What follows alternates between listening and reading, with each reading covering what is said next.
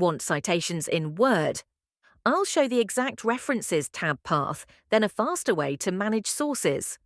By the end, you'll know where to click, what style to choose, and how to keep references consistent. First, place your cursor where the citation should go. Go to References, then use Insert Citation.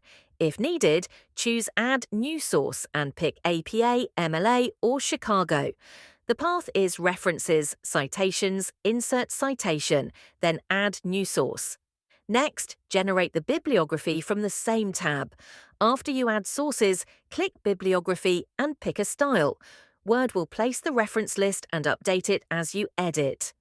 For speed, Alt-Shift. I opens the Insert Citation dialog in Word.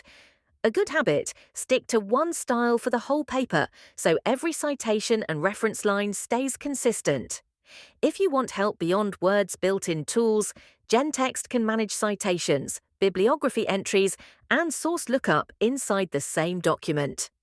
GenText is a Word add-in for citations, bibliography, and academic writing.